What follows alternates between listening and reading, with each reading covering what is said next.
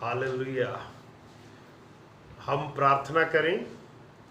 दयालु परमेश्वर, हम अपना देव प्राण आत्मा आपके पवित्र हाथ में सौंपते हैं और प्रार्थना करते हैं कि अपने रूह के द्वारा हम सब की अगुवाई कर, कि आज के वचन को हम आपके रूह से सुने, आपके रूह के द्वारा सुने और आपके रूह की अगुवाई में प्रभु जी आपके वचन को जानने पाए।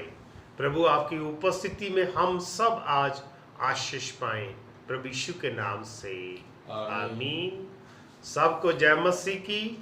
और हम प्रभु का धन्यवाद करते हैं कि आज हम सबको प्रभु की आराधना करने का, प्रभु में एक दूसरे से मिलने का अवसर प्राप्त हुआ है। और आज शरण स्थान CNI चर्च बांसवाड़ा की क्वायर ने जो प्रभु की आराधना ऑर्गेनाइज की है, हम प्रभु को धन्यवाद देते हैं। और प्रभु की आराधना के शुरू में हम एक गीत गाएंगे और इस गीत के साथ आगे बढ़ेंगे और प्रभु का वचन सुनेंगे। ये गीत है रब की होवे सना हमेशा, रब की होवे सना। आए हम सब मिलकर इस आराधना में शामिल हों और प्रभु की महिमा का गीत गाएं।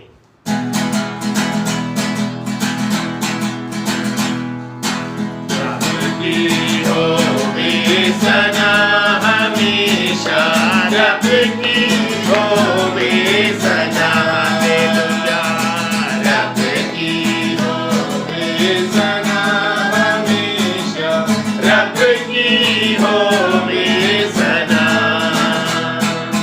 रब की होवे सदा सराई, रब की होवे मदा सराई, उसके नाम की सना, हालेलुया।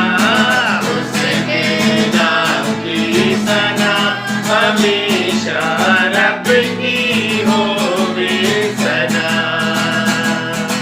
रब की होवे सना हमेशा, रब की होवे सना।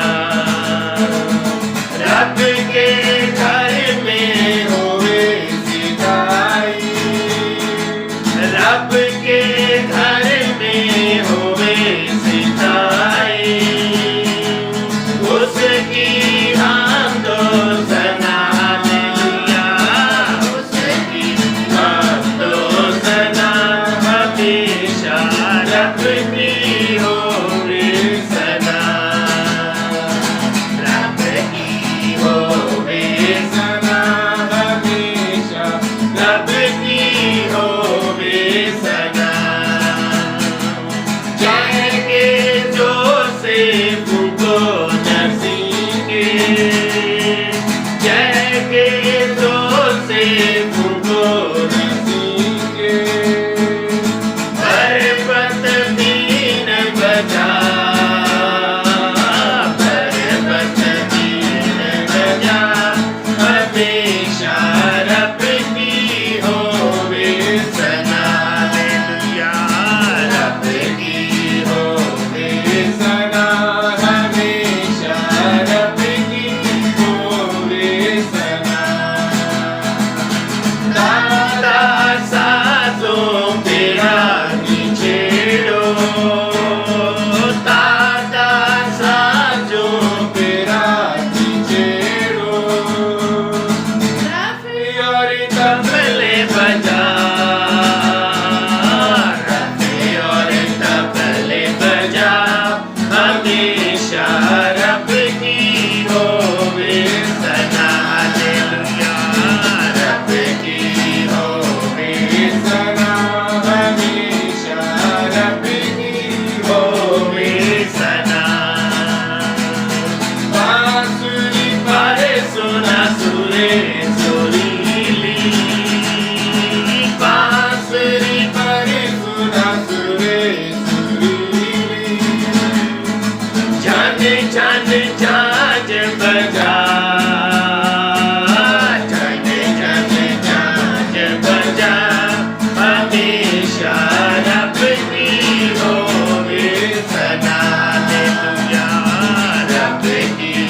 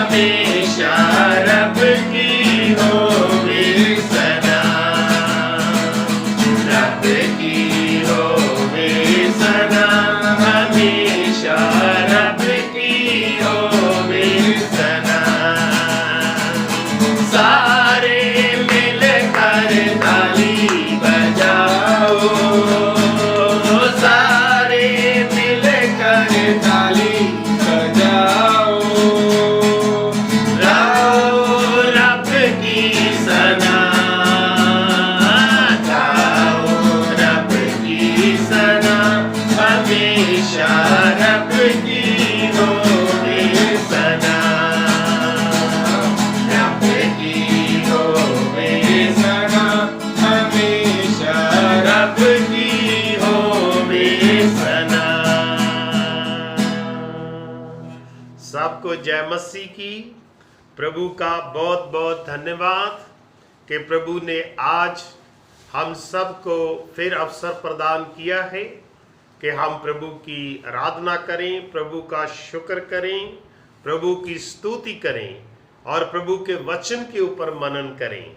और हम धन्यवादी हैं शरण स्थान CNI चर्च बांसवाड़ा की क्वायर की कि जिन्होंने प्रभु में ये आराधना का इंतज़ाम किया और ये सारा प्रोग्राम ऑनलाइन फेसबुक के ऊपर दिखाया जा रहा है और उनके इस एफर्ट्स के लिए प्रभु का बहुत बहुत धन्यवाद है। और जिन लोगों को प्रभु ने ये बोझ दिया है, हमारी उनके लिए प्रार्थना है कि प्रभु उनको बहुत आशीष दे, उनके विश्वास को मजबूत करे और उनके जीवनों में चमत्कार करे और उनकी सारी उम्मीदों को पूरा करे। और जिस उद्देश्य से ये आराधना की जा रही है, प्रभु के अनुग्रह से वो मकसद पूरा होने पाए। शरण स्थान CNI चर्च के presbyter in charge reverend Ajay Damor और मेंबर पास्टर कमेटी और कलीसिया के सभी सदस्यों को मेरा बहुत बहुत धन्यवाद। और बांसवाड़ा की सभी कलीसियाओं को, राजस्थान की सारी कलीसियाओं को और जितने भी लोग ये प्रभु का वचन सुनेंगे यूट्यूब से, फेसबुक पर, उन सब मसीह भाई बहनों को और हमारे दूसरे विश्वासी भाई बहनों को और दूसरे सभी धर्म के लोगों को मैं प्रभु यीशु मसीह के नाम में शुभकामनाएं देता हूं, जय मसीह कहता हूं, प्रेज द लॉर्ड कहता हूं और सलाम अर्पित करता हूं। और प्रभु का धन्यवाद है कि प्रभु ने ये अवसर हम सबको दिया है। आज ईस्टर के बाद 5वां इतवार है और हम प्रभु का शुक्र करते हैं कि आज इस 5वें इतवार में सभी लोग प्रभु की आराधना कर रहे हैं, प्रभु की आराधना में हैं और प्रभु की शुक्रगुजारी में हैं। और आने वाले गुरुवार को प्रभु यीशु मसीह का जो स्वर्गारोहण का दिन है, डे ऑफ असेंशन है, और उसके लिए भी हम प्रभु का धन्यवाद करते हैं और सभी कलीसियाओं को ये बात याद दिलाते हैं, सभी विश्वासियों को ये बात याद दिलाते हैं कि आने वाले गुरुवार को प्रभु यीशु मसीह का स्वर्गारोहण है और स्वर्गारोहण के रूप में उसको सेलिब्रेट किया जाएगा, याद किया जाएगा कि इस दिन प्रभु यीशु मसीह 40 दिन के बाद इस पृथ्वी पर से जिंदा आसमान पर चले गए थे। और हम लोग जब मार्च 24 से लॉकडाउन में हैं, तो कोई हमें 55 दिन हो चुके हैं लॉकडाउन के अंदर, तो हम लोग अपने अपने घरों में सुख शांति से हैं। इसलिए भी प्रभु का धन्यवाद करते हैं कि सब जगह प्रभु ने अपने लोगों को, प्रभु ने अपने विश्वासियों को, प्रभु ने अपनी कौम को और प्रभु ने पूरी दुनिया को अपने हाथ में सुरक्षित रखा है। और उन परिवारों के साथ हमारी सहानुभूति है। हम दिल से उनके साथ उनके लिए दुआ करते हैं जिनके अजीज इस कोरोना पेंडेमिक में प्रभु के पास चले गए, अपना जीवन सफर पूरा कर गए हैं। हम उनके लिए दुआ मांगते हैं कि प्रभु उनको इस बड़े दुख को और बड़े घाटे को बर्दाश्त करने की ताकत अता करे। और हम उन सब मरीजों के लिए भी दुआ करते हैं जो किसी न किसी बीमारी से पीड़ित हैं कि प्रभु उनको चंगा करे, उनको तंदुरुस्ती दे और उनकी हिम्मत को बढ़ाए। और उन डॉक्टर, नर्सेस, पैरामेडिकल स्टाफ और जो सैनिटेशन स्टाफ है, उन सब के लिए भी हम प्रार्थना करते हैं कि प्रभु उनके ऊपर अपना बाड़ा बनाए रखे, कि वो हिम्मत के साथ इस वक्त वो जो लड़ाई लड़ रहे हैं, प्रभु उनको विजयी करे और प्रभु उनकी कोशिशों को कामयाब करे। और प्रभु हमें जल्दी इस बड़े बीमारी में से, इस एपिडेमिक में से बाहर निकाले और हम जल्दी प्रभु के अनुग्रह से हम लोग जो है लॉकडाउन से बाहर आएं और अपने अपने कार्य शुरू कर सकें। और हम प्रभु को धन्यवाद देते हैं कि प्रभु इन सभी दिनों में अपने लोगों को संभाले हुए है और प्रभु अपने लोगों की अगुवाई कर रहा है और प्रभु सबको आशीष दे रहा है। और इसी के साथ मैं एक बात कहना चाहूँगा कि जितने भी लोग मेरी आवाज़ को सुन रहे हैं और जो लोग सुनेंगे मेरी आवाज़ को यूट्यूब के द्वारा जब भी कभी, तो मैं ये कहना चाहता हूँ, जो प्रभु यीशु मसीह का आदेश हमारे लिए है हम उसको कभी नहीं भूलें। अगर कोई ज़रूरतमंद है और आप उसे जानते हैं या आपको पता चल गया है, तो कृपया आप उन लोगों की जरूर मदद करें। यह वर्ष 2020 पूरे इतिहास में याद किया जाएगा, क्योंकि ये कोरोना वर्ष के नाम से याद किया जाएगा, क्योंकि इस वर्ष में कोरोना एपिडेमिक की वजह से लोगों ने बहुत परेशानी उठाई है और इसलिए ये कभी भी ना भूलने वाली एक याद बन गई है, क्योंकि हम सब के जीवन का ये एक ऐसा अनुभव है जो हम अपने जीवनों में से गुजर रहे हैं और जो बहुत ही लोगों के लिए परेशानी का दिन या वर्ष रहा है। इस वक्त हमारे लिए एक ये भी यादगार रहेगी कि वर्ष 2020 हमारे जीवन में एक ऐसा वर्ष है जब कोई भी मसीही फेस्टिवल मनाया नहीं गया। ना तो पाम संडे मनाया गया, ना मॉन्डी थर्सडे मनाया गया, ना गुड फ्राइडे मनाया गया, ना ईस्टर ही चर्चेस में मनाया गया। पर एक और भी बड़ी अच्छी ये चीज़ रही कि हम चर्च में इकट्ठा नहीं हो सके, पर परमेश्वर ने अपने लोगों को बुद्धि बख्शी कि हम आराधना में शायद उतना कभी भी नहीं बन पाए जितना इन दिनों में हम प्रभु के साथ रहे हैं और प्रभु के वचन में बने रहे हैं और प्रभु की हमने स्तुति की है और प्रभु का वचन सुना है। और ये प्रभु के वचन का एक बड़ा सुकाल का वर्ष है जो हमने प्रभु का वचन प्रभु के दासों के द्वारा सुना है और हम उसके लिए भी प्रभु का बहुत बहुत धन्यवाद करते हैं। और मेरा पूर्ण विश्वास है कि जल्दी ही जो ये लॉकडाउन से हम बाहर आने वाले हैं, जो कि पार्शल होगा, जो भी हदायतें हमें दी जाती हैं सरकार की तरफ से हम उनको फॉलो करेंगे। और इन सब के साथ हम जब एक नॉर्मल जीवन जिएंगे, मैं ये कहना चाहता हूँ कि ये बड़ा परहेजगारी का जीवन जिएं, प्रभु के साथ लिपटे रहें, प्रभु की आराधना करते रहें, एक दूसरे की मदद करते रहें और परमेश्वर के वचन में और परमेश्वर की आराधना में आप लोग जुटे रहें और एक दूसरे को भी हौसला और हिम्मत देते रहें कि हम लोग परमेश्वर के साथ लिपटे रहें। और इस वर्ष में या इन जो 55 दिनों में जो मैं आप सबके साथ शेयर करने जा रहा हूं कि प्रभु ने हमें बड़ी ताकत दी, प्रभु ने हमने अपने वचन के द्वारा बड़ी अगुवाई बख्शी और हमने खुदा के कलाम को अपने जीवन में भरा है और उस वचन को अपने जीवनों में आत्मिक उन्नति के लिए और ज़्यादा उसको आगे बढ़ाने की कोशिश करें और अपने जीवनों में आगे बढ़ें। और जो जवान परमेश्वर का वचन सुन रहे हैं वो प्रभु के वचन को आगे बढ़ाएं और अपने जीवन में बड़ी आशीष का अनुभव करें।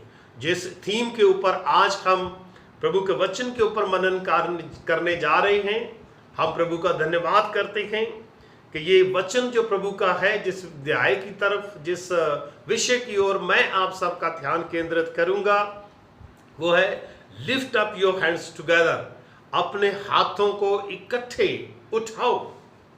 और जो जो लोग मैं आज मुझे सुन रहे हैं, जब वचन को सुन रहे हैं, मैं उनको ये कहूँगा कि सब लोग अपने हाथों को उठाएं और हम अपने हाथ प्रभु के हाथ में दें और अपने हाथों को प्रभु को दिखाएं कि हम आज प्रभु की उपस्थिति में हैं, प्रभु की आराधना कर रहे हैं और प्रभु का हम शुक्र कर रहे हैं। और जो हाथ उठाना है, हाथ फैलाना है, हाथ बढ़ाना है, और ये शब्द बाइबल में खासकर आराधना के समय या प्रभु का वचन का प्रचार करते समय या प्रभु की स्तुति करते समय आम तौर पे ये बाइबल में परमेश्वर के दासों के द्वारा एक तरह का जेस्चर है जो उन्होंने पेश किया है। और हम लोग जब हाथ उठाते हैं इनका कोई मतलब है, जब हम हाथ बढ़ाते हैं उसका भी कोई मतलब है, जब हम अपना हाथ फैलाते हैं उसका भी कोई मतलब है। और आज हम इन्हीं वचनों के ऊपर, परमेश्वर का जो वचन है या परमेश्वर का वचन हमारी अगुवाई करता है और हम उसके ऊपर मनन करने जा रहे हैं।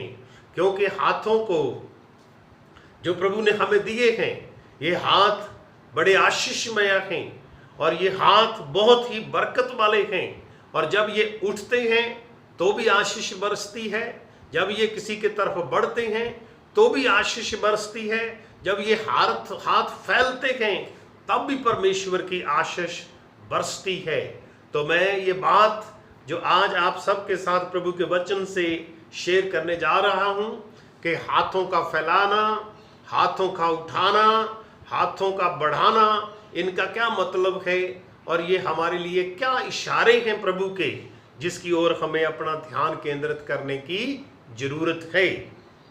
और जब जब भी प्रभु के दासों के हाथ उठे हैं, जब जब भी प्रभु के दासियों के हाथ उठे हैं, जब भी प्रभु के दासों ने किसी की तरफ हाथ बढ़ाया है या प्रभु ने अपना हाथ बढ़ाया है या प्रभु यीशु मसीह ने किसी को अपना हाथ दिया है, तो उसका कोई मतलब रहा है।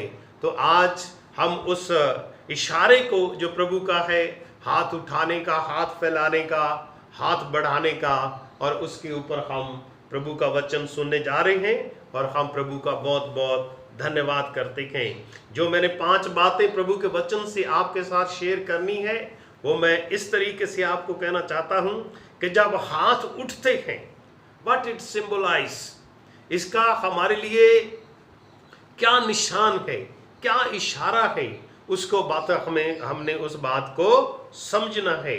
और जब सबसे पहली बात जो प्रभु के वचन से मैं कहना चाहता हूं, हाथों का उठाना, फर्स्ट इट सिंबलाइज कि हम प्रभु को समर्पित करें, हम अपना जीवन प्रभु के हाथ में समर्पित करते हैं। एक समर्पित जीवन की खिदमत और एक ना समर्पित जीवन की खिदमत में बहुत असर होता है। और जब मैं आपका ध्यान इस तरफ लेके जाता हूं कि जब हम हाथ खड़े करते हैं तो उसका मतलब है कि हम अपने आप को प्रभु के हाथ में सौंप रहे हैं और पूर्ण रूप से सौंप रहे हैं। और इसके लिए परमेश्वर का वचन जो हमारी अगुवाई करता है, जो पवित्र बाइबल में बार बार प्रभु के वचन में ये बात आई है, मैं आपके साथ शेयर करने जा रहा हूं। सबसे पहली बात जो मैं कहना चाहता हूं कि ये एक समर्पण है प्रभु के प्रति, कि जब कोई समर्पण करता है तो उसके बाद वो अपनी ताकत, अपनी बुद्धि, अपना हथियार, अपनी समझ और अपना जो कुछ भी है पूरे तरीके से वो प्रभु के कदमों में रख देता है। और जब तक कोई व्यक्ति अपने आप को पूरे तरीके से प्रभु को समर्पित नहीं करता, तब तक वो कभी भी प्रभु की खिदमत या प्रभु के कार्य को नहीं कर सकता। क्योंकि अगर हम देखें पवित्र बाइबल में बड़ा अच्छा खुदा का कलाम है, परमेश्वर का दास मूसा, उसने 2 काम किए। अभी उसका समर्पण नहीं हुआ था, उसने 2 काम किए। पहले उसने अपने इब्री भाई की मदद करी, और फिर जब 2 इब्री आपस में झगड़ा कर रहे थे, फिर वो अब उनकी मदद करने के लिए जब आगे बढ़ा, तो उसके बाद मूसा को मिस्र छोड़ करके भागना पड़ा। क्योंकि उस वक्त मूसा ने अपने आप को पूरी तरीके से प्रभु को समर्पित नहीं किया था। उसके अंदर अपनी कौम की खिदमत करने की, उसके अंदर अपने परमेश्वर के लोगों की मदद करने की भावना तो थी, पैशन तो था, जुनून तो था, ताकत तो थी, ज्ञान तो था, समझ भी थी, सब बातें समझता था। और उनको उसने कोशिश भी की, प्रयास भी किया कि मैं अपने भाइयों की मदद करूं। पर हम देखते हैं कि केवल उसने 2 काम किए और उसके बाद उसको मिस्र छोड़ करके भागना पड़ा।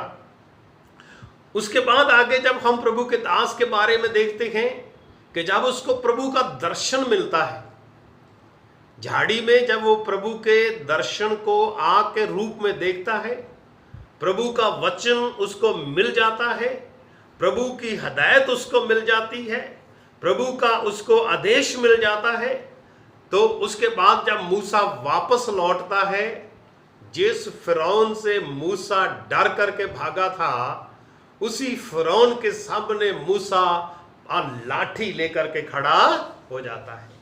ये समर्पण है, क्योंकि समर्पण हमारे जीवनों में से भय को मुक्त कर देता है और भय से हमें मुक्त कर देता है, भय से हमें पूरे तरीके से आगे बढ़ा देता है।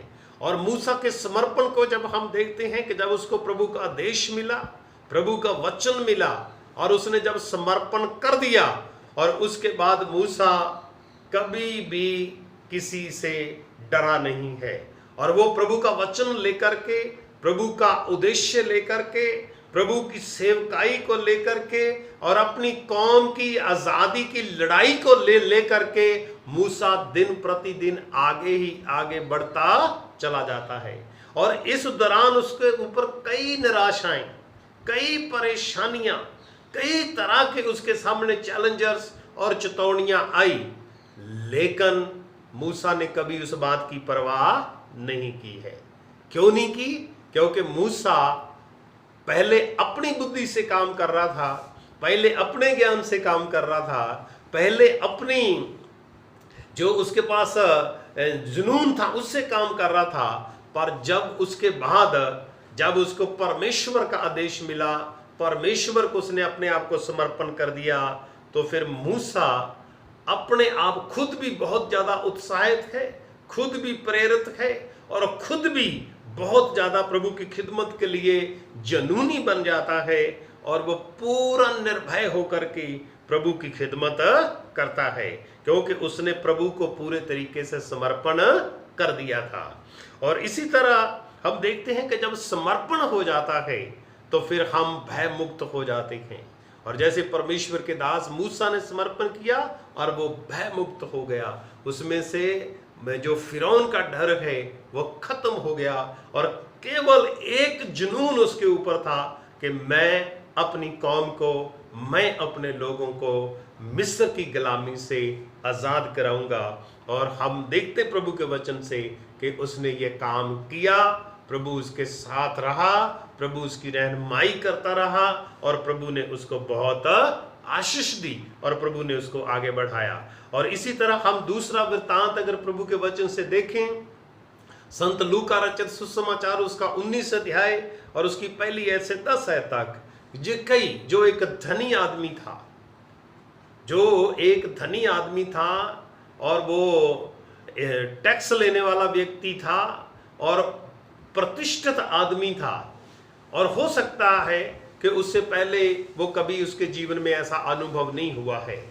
पर जब वो प्रभु यीशु मसीह को देखने के लिए अपने जीवन को समर्पित कर देता है, जब वो अपने जीवन को प्रभु को समर्पित कर देता है, और जो चीजें पहले वो देखता है कि मेरे आगे रुकावट हैं, और वो उन सारी रुकावटों को दूर करता हुआ आगे बढ़ जाता है।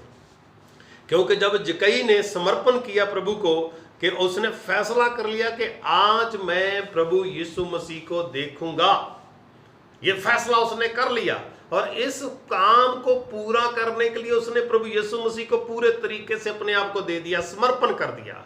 और बाइबल बताती है कि उसके सामने जो चैलेंजेस थे, जो उसके सामने ऑब्स्टेकल्स थे, जो रुकावटें थी, कि उसका एक तो बिल्कुल जो कद है वो छोटा था, और प्रभु यीशु मसीह एक बहुत बड़ी भीड़ में जो घिरे हुए थे, और एक छोटे और नाटे व्यक्ति के लिए प्रभु यीशु मसीह को पीछे से देखना बहुत ही उसके लिए मुश्किल काम था।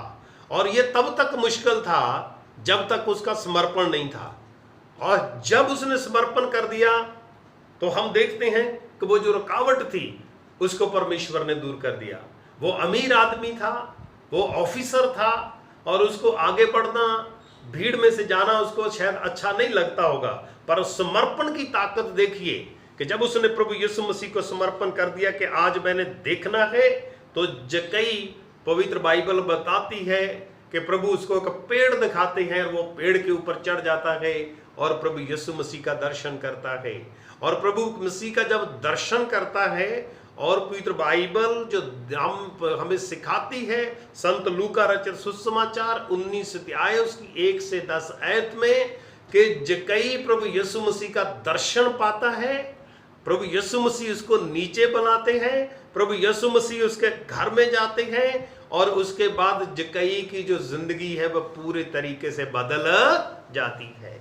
वो जक्कई जो लोगों से धन इकट्ठा करता था, जो जायज तरीके से अपना धन बढ़ाना चाहता था, जब वो प्रभु यीशु मसीह को समर्पण कर देता है और अपना जीवन प्रभु यीशु मसीह को दे देता है, और पवित्र बाइबल बताती है, खुदा का कलाम बताता है कि उसके जीवन के अंदर एक बहुत बड़ा बदलाव, जो लोगों से धन लेता था और समर्पण की ताकत देखिए, जो धन लेने वाला है वो क्या बन जाता है।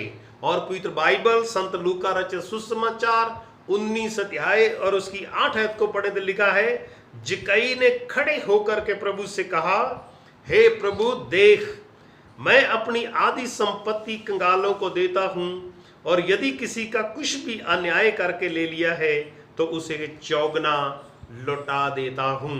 समर्पण की ताकत है ये।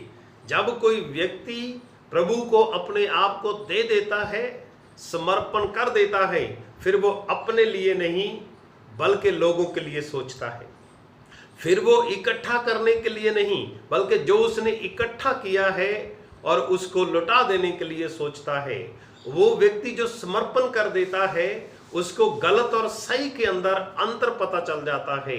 जो व्यक्ति प्रभु को अपना जीवन दे देता है वो अंधकार और जो रोशनी है और उसके अंदर अंतर करना उसको आ जाता है। और जो व्यक्ति प्रभु को समर्पित कर देता है वो स्वार्थी नहीं रहता बल्कि निस्वार्थी बन जाता है। और जो व्यक्ति पापी होता है वो धर्मी बन जाता है।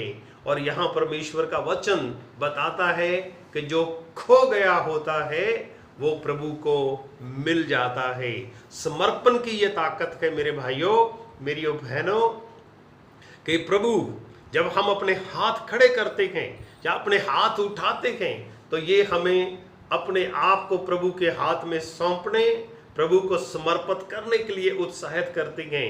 और अगर हम हाथ उठाते हैं तो ये केवल ऐसे हाथ उठाना या इशारा करना नहीं है, बल्कि ये अपने आप को प्रभु को दे देना है कि प्रभु हमें अपनी इच्छा के अनुसार इस्तेमाल करे, जैसे प्रभु ने मूसा को किया, जैसे प्रभु ने जक्कई के किया। और तीसरी बात इसी के साथ समर्पण की तीसरी जो समर्पण की कहानी मैं आपके साथ शेयर करना चाहता हूँ। ये संत मरकुस रचित सुसमाचार है और उसका 14 अध्याय उसकी 1 आयत से 9 आयत तक है। और अगर हम इस पाठ को पढ़ेंगे या इस पाठ को ऊपर अपना मनन करेंगे तो आपको पता चलेगा कि कैसे प्रभु को समर्पण करने वाले लोग जो हैं वो कहाँ तक झुक जाते हैं। और पवित्र बाइबल जो बताती है कि समर्पण हमें कितना नम्र बना देता है। और यहाँ लिखा 3 आयत से अगर हम पढ़ें, जब वो बैतनिया में शमौन कोढ़ी के घर भोजन करने बैठा हुआ था तब एक स्त्री संगमरमर के पात्र में जटामासी का बहुमूल्य शुद्ध इत्र लेकर आई और पात्र तोड़कर इत्र को उसके सिर पर उंडेला। परंतु कोई कोई अपने मन में रिसिया कर कहने लगे, इस इत्र को क्यों सत्यानाश किया गया, क्योंकि ये इत्र तो 300 दिनार से अधिक मूल्य में बेचकर कंगालों को बांटा जा सकता था। और वो उसको झिड़कने लगे। यीशु ने कहा, उसे छोड़ दो, उसे क्यों सताते हो, उसने तो मेरे साथ भलाई की है। और यहाँ जो परमेश्वर का वचन है, जो संत लूका रचित सुसमाचार और उसके 7 अध्याय के अंदर भी ये जो पवित्र बाइबल का वचन इसी से जो सेम स्टोरी है लिखी हुई है। वहाँ लिखा है कि वो प्रभु के कदमों में बैठी और अपने बालों से उसने प्रभु के पाँव को पोंछा और अपना जो इत्र था उसके ऊपर उंडेल दिया और अपने आंसुओं से उसके पाँव को भिगोया।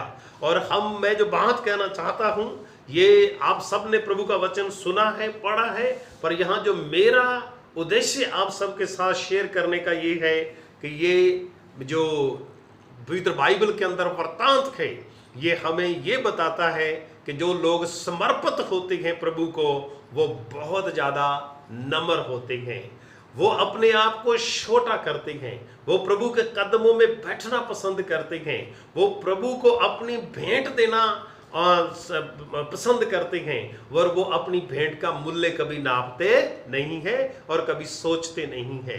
और आज प्रभु का वचन जो हमें सिखाता है कि अगर हम सचमुच में हम प्रभु के कदमों में हाथ उठाते हैं तो हमें प्रभु को समर्पित करने की, अपना जीवन अर्पित करने की जरूरत है। जैसे मूसा ने किया, प्रभु के मकसद को पूरा किया। जैसे जक्कई ने किया, प्रभु के मकसद को पूरा किया। जैसे इस बहन ने किया, प्रभु के मकसद को पूरा किया और अपने आप को नम्र बनाया। और ये हमें सिखाता है कि हम अपने आप को नम्र बनाएं और प्रभु के हाथ में समर्पित करें। दूसरी बात जो प्रभु के वचन से मैं आप सबसे शेयर करना चाहता हूं कि ये हाथों का उठाना क्या इशारा करता है, या हमें क्या सिग्नल देता है, क्यों हम हाथ उठाते हैं। तो मैं ये कहना चाहता हूं कि जब जब भी हम हाथ उठाएंगे और हम अपनी कौम को विजयी बनाएंगे, जब जब भी हाथ उठेंगे, प्रभु अपने लोगों को आशीष देगा। और यहां पवित्र बाइबल में जो परमेश्वर का वचन हमें सिखाता है, निर्गमन की किताब उसका 17 अध्याय और उसकी पहली आयत से लेकर के 16 आयत तक अगर हम इस वृत्तांत को पढ़ें तो हमें पता चलता है कि परमेश्वर ने, जब प्रभु के दासों ने हाथ उठाए तो प्रभु ने कैसे अपने लोगों को आशीष दी और अपने लोगों को फतेहमंद किया है। मैं यहाँ ये वचन प्रभु का पढ़ना चाहता हूँ कि हम इस वृत्तांत से वाकिफ हों कि प्रभु के दासों का उठना अपनी कौम की विजय का प्रतीक होता है और अपनी कौम को जीत दिलाता है। और परमेश्वर का वचन निर्गमन नाम पुस्तक उसका 17 अध्याय से पढ़ेंगे। लिखा है, फिर इस्राएलियों की सारी मंडली सीन नाम जंगल से निकल चली और यहोवा की आज्ञा के अनुसार कूच करके रपीदीम में अपने डेरे खड़े किए, और वहां उन लोगों को पीने का पानी ना मिला। इसलिए वे मूसा से वाद विवाद करके कहने लगे कि हमें पीने का पानी दे। मूसा ने उनसे कहा, तुम मुझसे क्यों वाद विवाद करते हो और यहोवा की परीक्षा क्यों करते हो। फिर वहां लोगों को पानी की प्यास लगी, तब ये कहकर मूसा पर बुड़बुड़ाने लगे कि तू हमें लड़के बालों और पशुओं समेत प्यासों मार डालने के लिए मिस्र से क्यों ले आया है। तब मूसा ने यहोवा की दुहाई दी और कहा, इन लोगों से मैं क्या करूं, ये सब मुझे पथरवाह करने को तैयार हैं। यहोवा ने मूसा से कहा, इस्राएल के वृद्ध लोगों में से कुछ को अपने साथ ले ले, और जिस लाठी से तूने नील नदी पर मारा था उसे अपने हाथ में लेकर लोगों के आगे आगे चल। देख, मैं तेरे आगे चलकर हुरेब पहाड़ की एक चट्टान पर खड़ा रहूंगा और तू उस चट्टान पर मारना, तब उसमें से पानी निकलेगा जिससे वे लोग पिए। तब मूसा ने इस्राएल के वृद्ध लोगों के देखते वैसा ही किया, और मूसा ने उस स्थान का नाम मस्सा और मरीबा रखा, क्योंकि इस्राएलियों ने वहां वाद विवाद किया था और यहोवा की परीक्षा ये कहकर की कि क्या यहोवा हमारे बीच में है वा नहीं है। तब अमालेकी आकर रपीदीम में इस्राएलियों से लड़ने लगे। जो हमारा ध्यान देने की जरूरत है, अब अपना ध्यान दें। तब अमालेकी आकर रपीदीम में इस्राएलियों से लड़ने लगे। तब मूसा ने यहोशू से कहा, हमारे लिए कई एक पुरुषों को चुनकर छांट ले और बाहर जाकर अमलेकियों से लड़, और मैं कल परमेश्वर की लाठी हाथ में लिए हुए पहाड़ की चोटी पर खड़ा रहूंगा। और मूसा की इस आज्ञा के अनुसार यहोशू अमलेकियों से लड़ने लगा, और मूसा, हारून और हूर पहाड़ी की चोटी पर चढ़ गए। और जब तक मूसा अपना हाथ उठाए रहता था तब तक तो इस्राएल प्रबल होता था, परंतु जब जब वो उसे नीचे करता था तब तब अमलेक प्रबल होता था। और जब मूसा के हाथ भर गए तब उन्होंने एक पत्थर लेकर मूसा के नीचे रख दिया और वो उस पर बैठ गया, और हारून और हूर एक एक अलंग में उसके हाथों को संभाले रहे, और उसके हाथ सूर्य अस्त तक स्थिर रहे। और यहोशू ने अनुचरों समेत अमलेकियों को तलवार के बल से हरा दिया। तब यहोवा ने मूसा से कहा, स्मरणार्थ इस बात को पुस्तक में लिख ले और यहोशू को सुना दे कि मैं आकाश के नीचे से अमलेक का स्मरण भी पूरी रीति से मिटा डालूंगा। तब मूसा ने एक वेदी बनाकर उसका नाम यहोवा निस्सी रखा और कहा, यहोवा ने शब्द खाई है कि यहोवा अमलेकियों से पीढ़ियों पीढ़ी लड़ता रहेगा। इस वृत्तांत के अंदर जो हम पढ़ते हैं कि जब परमेश्वर के लोग मिस्र से निकले थे तो उनके सामने कई संकट थे, कई परेशानियां थी। कोई रहने के लिए स्थान नहीं था, खाने के लिए जो वस्तुएं उनकी कमी थी, पीने के लिए पानी की कमी थी, क्योंकि वो अभी तक किसी भी इलाका में निवास नहीं कर पाए थे और they were on the way to Canaan. तो वो अपने जो उनका मुल्क था उसकी खोज में निकले हुए थे। तो रास्ते में उनको पानी पीने की परेशानी आई, कभी खाने की परेशानी आई, कभी रजाओं के साथ लड़ना पड़ा। पर यहाँ परमेश्वर का वचन बताता है जब अमलेकियों ने परमेश्वर के लोगों के साथ लड़ाई की, जब लड़ाई करने के लिए निकले तो परमेश्वर का दास मूसा कैसे पहाड़ी पर चढ़ जाता है और अपने हाथ उठाता है, और जब उसके हाथ थक जाते हैं तो हूर और हरून उसकी मदद करते हैं और उसके हाथों को पकड़े रहते हैं, और उसके हाथों का उठना और उसके हाथों का उठाया जाना परमेश्वर की कौम की जीत का कारण बनता है। और मैं आप लोगों से जो परमेश्वर के वचन से ये बात कहना चाहता हूं कि जब परमेश्वर के दासों के हाथ परमेश्वर की उपस्थिति में उठते हैं तो परमेश्वर अपनी कौम को विजयी करता है, परमेश्वर अपनी कौम को फतेह देता है, परमेश्वर अपनी लोगों को आगे बढ़ाता है। और उस वक्त जिस वक्त मूसा बनी इस्राएल कौम को लेकर के मिस्र से निकलकर आगे बढ़ रहा था, जब अमलेक रास्ते में आया तो प्रभु के दास ने हाथ उठाए और परमेश्वर ने अपनी कौम को शक्ति दी, परमेश्वर ने अपनी कौम को बल दिया, परमेश्वर ने अपनी कौम को विजय दी है। और मैं ये कहना चाहता हूँ आज प्रभु यीशु मसीह पिता के दाहिनी ओर खड़ा है, हमारे लिए प्रार्थना करता है। और आज जब हम इस पृथ्वी के ऊपर अपने हाथ उठाते हैं, अपने कौम के लिए हाथ उठाते हैं, अपने परिवारों के लिए हाथ उठाते हैं, अपने देश के लिए हाथ उठाते हैं, अपने समाज के लिए हाथ उठाते हैं, तो हमारा मकसद जो होगा प्रभु उसको पूरा करेगा, प्रभु हमें फतेह देगा। और इसी के साथ दूसरा वचन जो प्रभु के वचन से हम पढ़ेंगे कि जब शमशोन पकड़ा गया फिलिस्तियों के हाथ से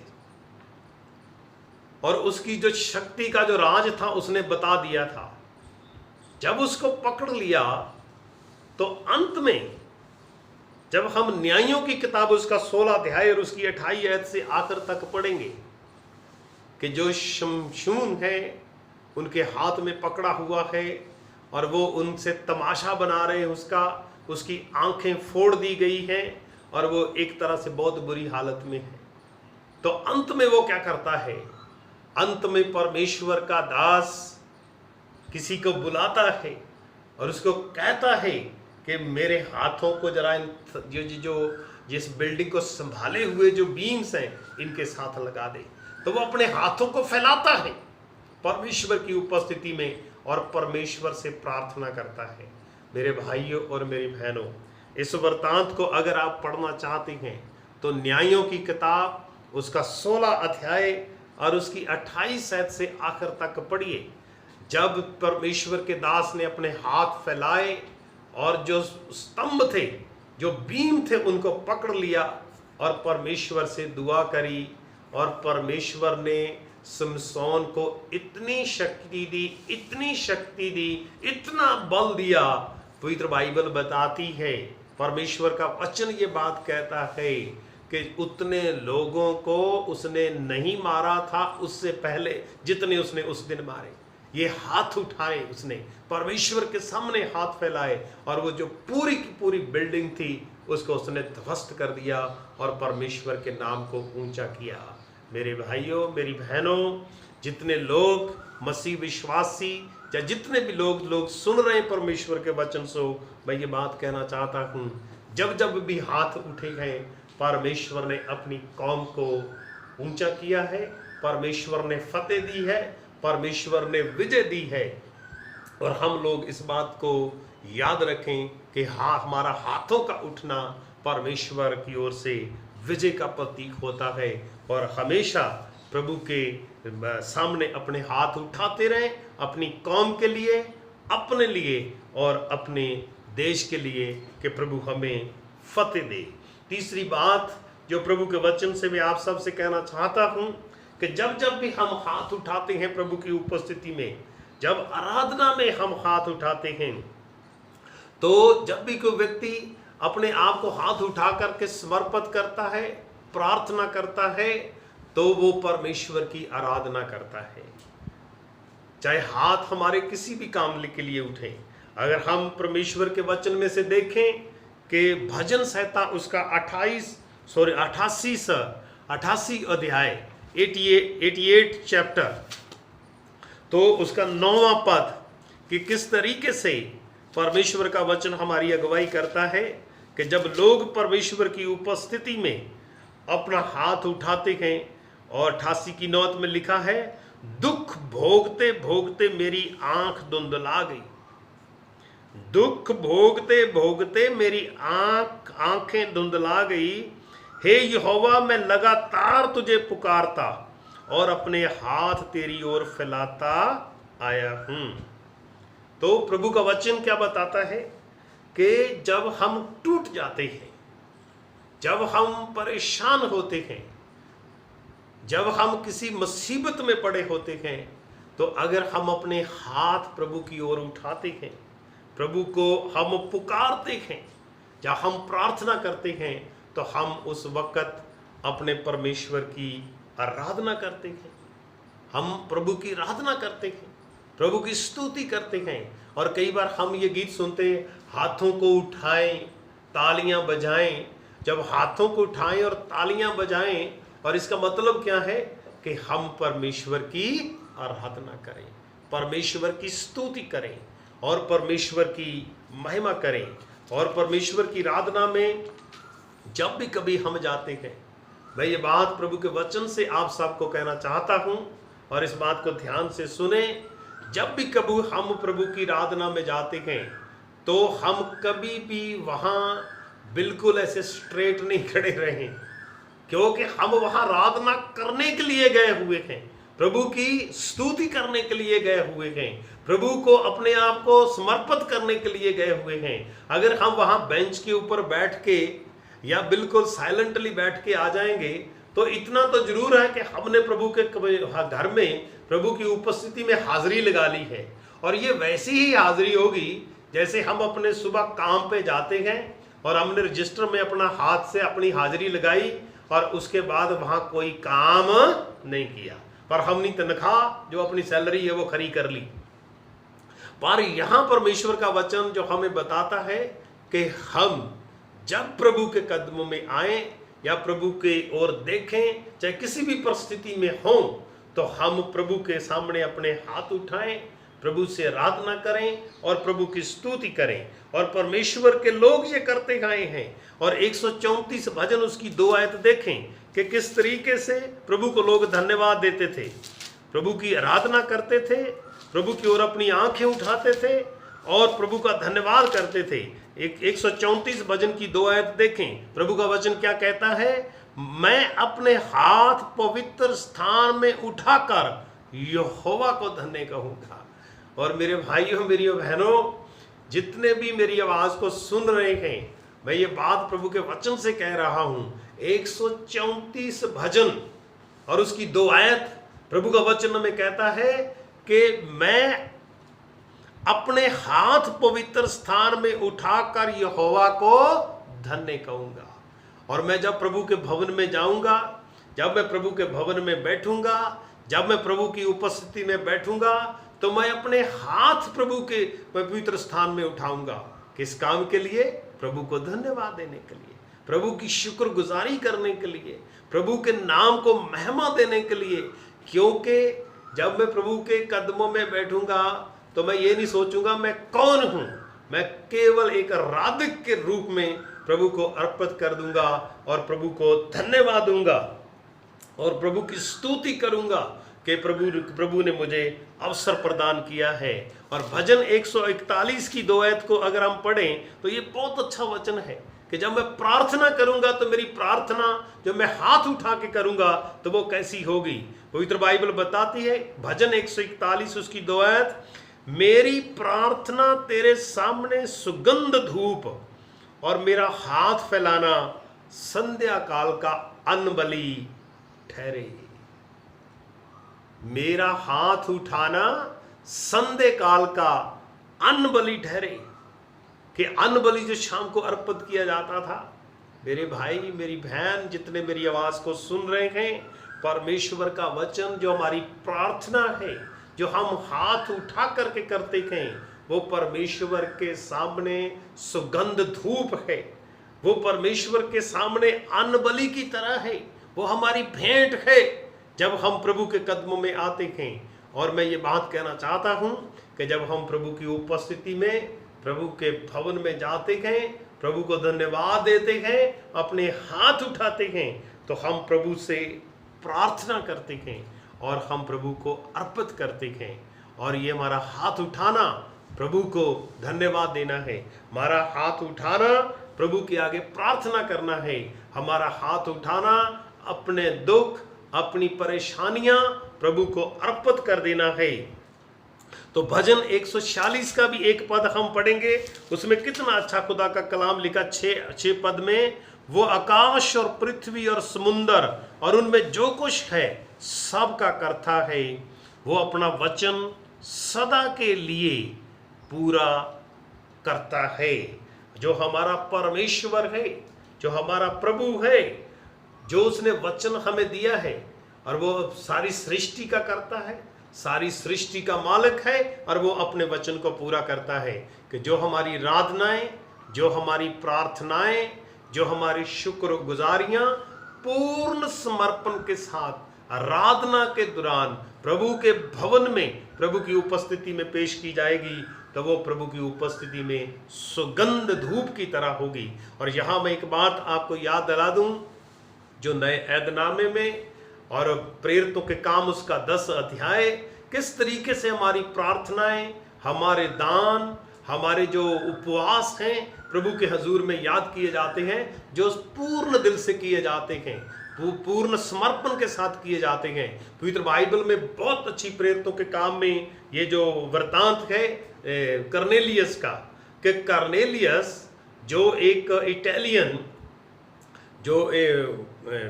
जो आर्मी की एक यूनिट थी, उसका सूबेदार था, और वो प्रभु का डर रखने वाला, प्रभु का भक्त था। और वो जैसे प्रभु का वचन उसने सुना और उस वचन के अनुसार वो प्रभु के जो लोग थे, जो वो समझता था प्रभु के वचन अनुसार, वो अपनी प्रार्थना भी करता था, अपने दान भी देता था। तो मैं ये बात प्रभु के वचन से कहता हूं, जो वो काम प्रभु के लिए करता रहा, प्रभु को समर्पण के साथ करता रहा, और पवित्र बाइबल बताती एक दिन वो उसके दान, उसकी प्रार्थनाएं प्रभु की उपस्थिति में पहुंच गई, प्रभु ने याद की, और प्रभु ने अपना स्वर्गदूत भेज करके कर्नेलियस को कहा कि तेरी दुआएं, तेरी प्रार्थनाएं, तेरे दान प्रभु की उपस्थिति में स्मरण किए गए हैं, और अब तू पतरस को बुला, जो शमौन पतरस को बुला, और अपने घर में प्रभु का वचन सुन। और ये पूरा अगर वृत्तांत पढ़े तो पवित्र बाइबल बताती है कि किस तरीके से उसकी दुआएं, उसके दान प्रभु की उपस्थिति में याद किए गए, और प्रभु ने उनको स्वीकार किया। तो मैं जो खुदावंद के कलाम से कहना चाहता हूँ, जब हम प्रभु के भवन में जाते हैं, जब हम प्रभु की आराधना करते हैं, जब हम प्रार्थना करते हैं, और जब हम प्रभु की शुक्रगुजारी करते हैं, हम अपने हाथ उठाते हैं, तो वो प्रभु की उपस्थिति में सुगंध धूप और अन्न बलि की तरह ठहरते हैं। और हमें अपने जीवन में इस बात को हमेशा याद रखना है। और चौथी बात प्रभु के वचन से मैं जो कहना चाहता हूं कि जब हम अपना हाथ बढ़ाते हैं, व्हाट इट सिंबलाइज, इसका क्या निशान है, इसका क्या सिग्नल, क्या इशारा है हमारे लिए। पवित्र बाइबल हमें क्या बताती है कि जब हमारे हाथ कभी भी बढ़ते हैं तो क्या है, ये एक मदद का, एक सहायता का इशारा करते हैं। जितने भी लोगों ने आज तक दूसरे की तरफों के हाथ बढ़ाया है तो प्रभु ने उनको आशीषित किया है, क्योंकि हाथ बढ़ाता कौन है? सबसे पहली बात तो जिसको परमेश्वर ने आशीष दी है, जो परमेश्वर का भय मानता है, जो परमेश्वर के वचन को समझता है, जो परमेश्वर को समर्पित है, जो परमेश्वर की आराधना करता है, वो ही व्यक्ति दूसरे व्यक्ति की तरफ अपना हाथ बढ़ाता है। और हाथ बढ़ाने का मतलब है कि हम किसी की मदद करें। मैंने शुरू में ये बात की कि हाथों को उठाना, हाथों को फैलाना और हाथों को उठाना, ये तीनों पवित्र बाइबल में जो इशारे हैं, जो सिंबल्स हैं आराधना में या आराधना आराधकों के लिए, ये बहुत मीनिंगफुल हैं। और यहाँ जो मैं बात कहने जा रहा हूँ कि जब हम किसी की तरफ हाथ बढ़ाते हैं तो हम दूसरे की मदद करते हैं, और जब हम हाथ बढ़ाएंगे तो दूसरे को ताकत मिलेगी। तो मैं प्रभु के वचन से ये कहना चाहता हूँ, सबसे पहली बात कि ना हाथों में है क्या, ये हाथ जो प्रभु ने हमें दिए हैं इनमें है क्या, है क्या ताकत है। दाएं हाथ की क्या ताकत है, बाएं हाथ की क्या ताकत है। अगर आप पवित्र बाइबल में दाएं और बाएं हाथ की आशीष को देखना चाहते हैं तो आप मेरे साथ निकालिएगा नीति वचन, उसका 3 अध्याय और उसकी 16 आयत। और पवित्र बाइबल में क्या लिखा है 16 आयत में? नीति वचन 3 अध्याय 16 आयत में लिखा है, उसके दाहिने हाथ में दीर्घायु है और उसके बाएं हाथ में धान और महिमा है। किसके हाथ में? परमेश्वर के हाथ में। तो जो परमेश्वर का दाहिना हाथ है उसमें दीर्घायु है, और जो उसका बायां हाथ है उसके अंदर धान और महिमा है। और ये जो प्रभु ने हमें हाथ दायां और बायां दिया है और ये आशीषमय है, इसीलिए तो प्रभु यीशु मसीह के 2 दास यूहन्ना और याकूब, जो पवित्र बाइबल में उनका वृतांत आता है, प्रभु यीशु मसीह के पास जाते हैं। और दूसरा वृतांत है कि उनकी माता प्रभु यीशु मसीह के पास जाती है और प्रभु यीशु मसीह को कहती है कि मेरे दोनों पुत्र, एक तेरे दाएं बैठे, एक तेरे बाएं बैठे। तो प्रभु यीशु मसीह ने कहा कि दाएं बाएं बिठाना मेरा काम नहीं है, कि ये तो जिसके लिए ठहराया गया उसी को मिलता है। तो मैं यहां जो कहना चाहता हूं, जो दायां और बायां है, प्रभु का वचन बताता है कि प्रभु के दाहिने हाथ में दीर्घायु है और प्रभु के बाएं हाथ में धान और महिमा है। और वो हाथ प्रभु ने जो हमारे ऊपर बढ़ाए हैं, तो जब प्रभु ने हमारे ऊपर बढ़ाए हैं तो वो आशीष प्रभु ने हमें भी दी है। तो अगर हम जब अपना हाथ बढ़ाते हैं तो प्रभु वो आशीष दूसरे को भी देता है। और ये बात पवित्र बाइबल बताती है, पवित्र बाइबल इस बात का प्रतीक है। अगर आप पढ़ेंगे संत लूका रचित सुसमाचार उसका 13 अध्याय और उसकी 10 आयत, जब प्रभु यीशु मसीह ने अपने दोनों हाथ खोले तो कितनी आशीष मिली। 10 अध्याय और 13 अध्याय और उसकी 10 आयत से संत लूका रचित सुसमाचार और उसका 13 अध्याय, कितना अच्छा वृतांत है। पवित्र बाइबल में लिखा, सब्त के दिन यीशु एक आराधनालय में उपदेश कर रहा था और देखो एक स्त्री थी जिसे 18 वर्ष से एक दुर्बल करने वाली दुष्ट आत्मा लगी थी और वो कुबड़ी हो गई थी और किसी रीति से सीधी नहीं हो सकती थी। यीशु ने उसे देखकर बुलाया और कहा, हे नारी, तू अपनी दुर्बलता से छूट गई है। तब उसने उस पर अपने हाथ रखे और वो तुरंत सीधी हो गई और परमेश्वर की बढ़ाई करने लगी। और यहाँ मैं जो बात आप सबके साथ शेयर करना चाहता हूँ, जब हमारे हाथ आगे बढ़ते हैं दूसरे को सहायता मिलती है। प्रभु यीशु मसीह ने एक 18 साल की औरत की तरफ, जो 18 वर्ष से बीमार थी, अपनी बीमारी से इतनी दुखित, इतनी परेशान हो चुकी थी कि वो कुबड़ी हो गई थी, प्रभु ने अपने हाथ उसके सर पर रखे। जब अपने हाथ उसकी तरफ बढ़ाए पवित्र बाइबल बताती है कि वो बिल्कुल सीधी खड़ी हो गई और वो प्रभु की बढ़ाई करने लगी, प्रभु की महिमा करने लगी, क्योंकि प्रभु के हाथ बढ़े।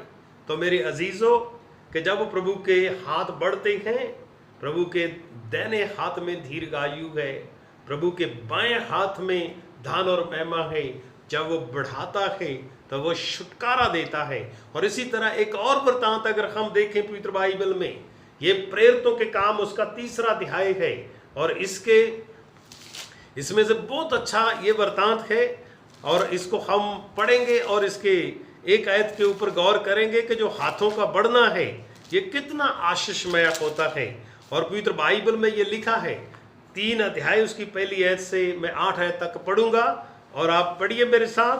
पतरस और यूहन्ना तीसरे पैर प्रार्थना के समय मंदिर में जा रहे थे और लोग एक जन्म के लंगड़े को ला रहे थे, जिसको वे प्रतिदिन मंदिर के उस द्वार पर जो सुंदर कहलाता है बैठा देते थे कि वो मंदिर में आने वाले लोगों से भीख मांगे।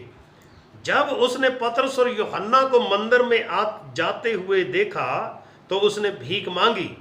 पतरस ने यूहन्ना के साथ उसकी ओर ध्यान से देखकर कहा, हमारी ओर देख। सो वो उनसे कुछ पाने की आशा रखते हुए उनकी ओर ताकने लगा। तब पतरस ने कहा, चांदी और सोना तो मेरे पास नहीं है, परंतु जो कुछ मेरे पास है वो मैं तुझे देता हूं। यीशु मसीह नासरी के नाम से चल फिर।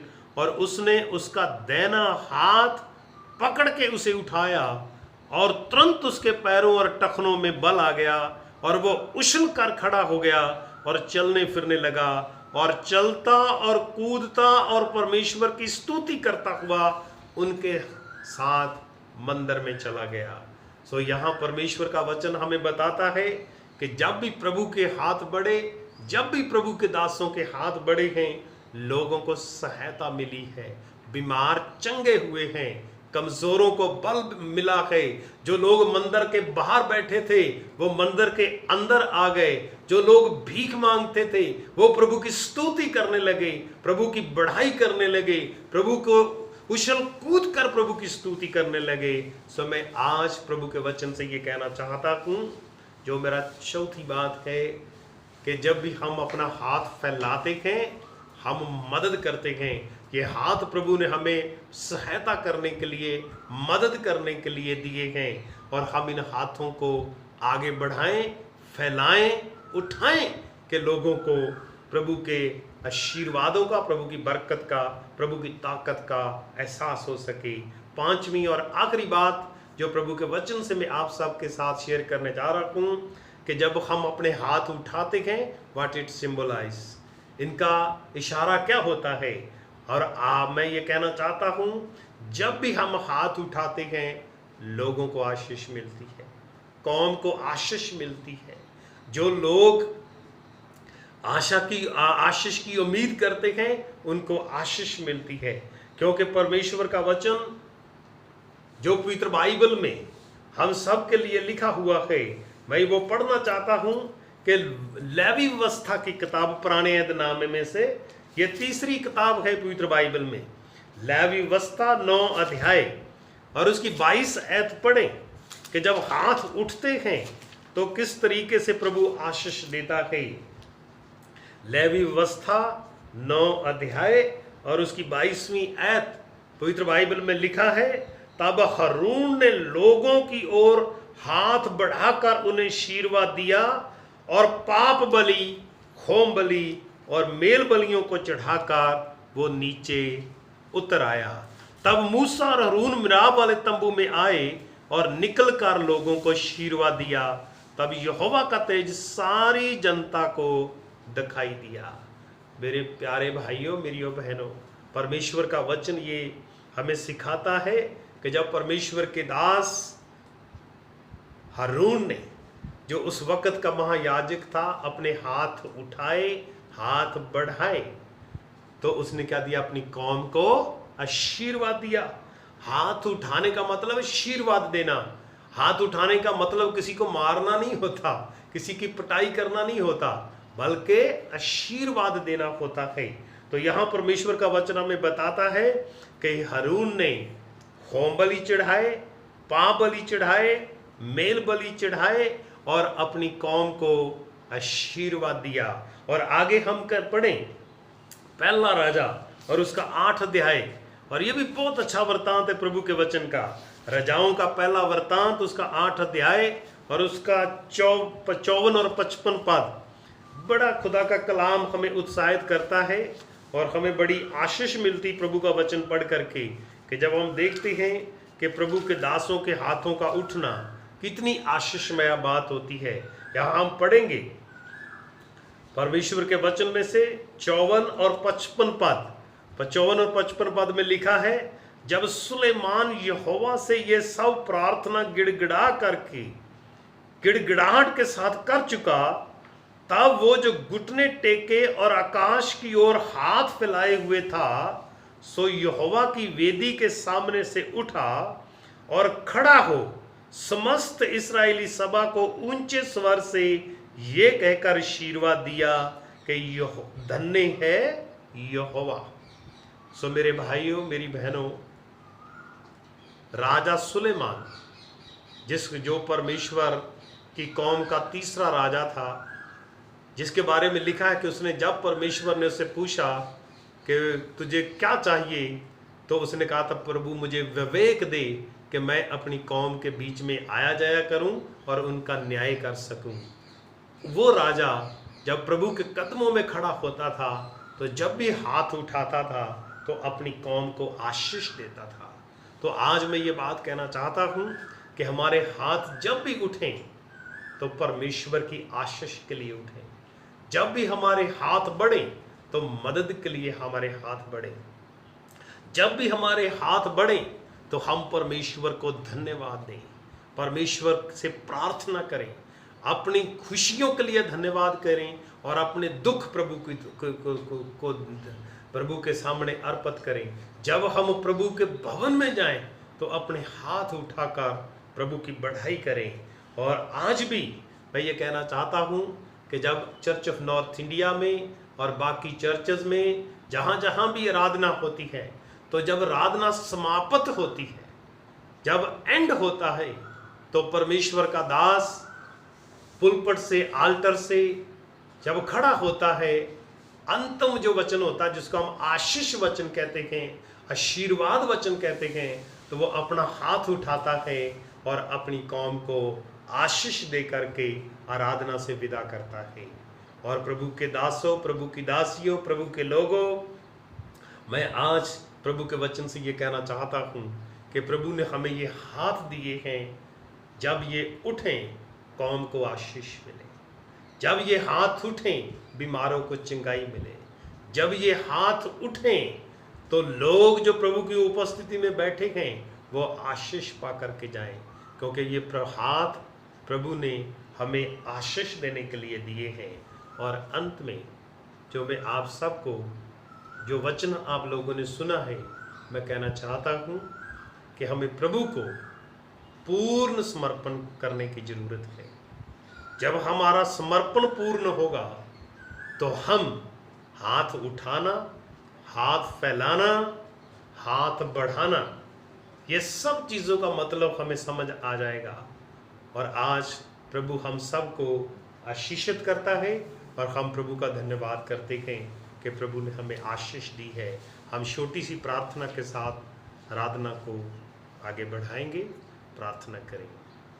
परमेश्वर पिता, जितने भी लोग ये तेरा वचन सुन चुके हैं, उनको अपना आशीर्वाद दे, अपनी बरकत दे, उनके परिवारों में सलामती दे, वचन की ताकत को समझने और उस पर अमल करने के लिए अपने आत्मा से अगुवाई कर। मेहरबान प्रभु जी, हमारे समाज पे, हमारे राजस्थान स्टेट पे, हमारे भारत देश पे अपनी कृपा कर, पूरी दुनिया के ऊपर अनुग्रह कर, और इस प्रभु जी एपिडेमिक से प्रभु जी मुक्त कर कि सब लोग अपना नॉर्मल जीवन जिए और सब कामों पे आशीष आए। आने वाले दिन खुशी के, आनंद के हो। शरण स्थान कलीसिया को, क्वायर को, पास्टर कमेटी को, प्रेस्बिटेरियन चर्च को, बांसवाड़ा कलीसिया, बांसवाड़ा एरिया की सभी कलीसियाओं को बरकत दे, प्रभु यीशु के नाम से आमीन। धन्यवाद।